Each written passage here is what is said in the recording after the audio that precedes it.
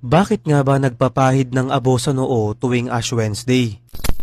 Mga kaibigan, ang Ash Wednesday o Miyerkules ng Abo ay isang mahalagang araw sa mga Katoliko na nagmamarka ng pagsisimula ng Kwaresma, ang 40 araw ng paghahanda bago ang Pasko ng pagkabuhay.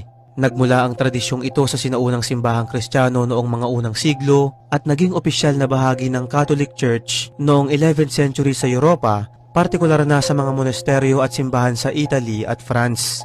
Sa araw na ito, pinapahiran ng abo na hugis krus ang noo ng mga deboto bilang paalala ng kanilang pagiging makasalanan at ng pangangailangan ng pagsisisi.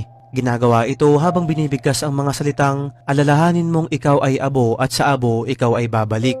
Ito ay hango sa aklat ng Genesis sa Biblia na patuloy nilang ginagawa bilang tanda ng pagbabalik loob sa Diyos, pag-aayuno at pag-iwas sa kasalanan. May ilang pamahiin din patungkol dito tulad ng huwag agad pupunasan ang abo at tanggalin lamang bago matulog sa gabi bilang simbolo ng pagyakap sa biyaya at proteksyon sa buong taon. Pinaniniwalaan rin na dapat ngayong araw ay mag-fasting at umiwas sa anumang masamang gawain upang mapanatili ang kabanalan. Bukod sa espiritual na kahulugan, ang tradisyon ay nagtataguyod ng pagkakaisa sa simbahan dahil libo-libong deboto sa buong mundo ay sabay-sabay na nagdarasal at tumatanggap ng abo na nagpapaalala ng kahalagahan ng pananampalataya bago magsimula ang mahal na araw.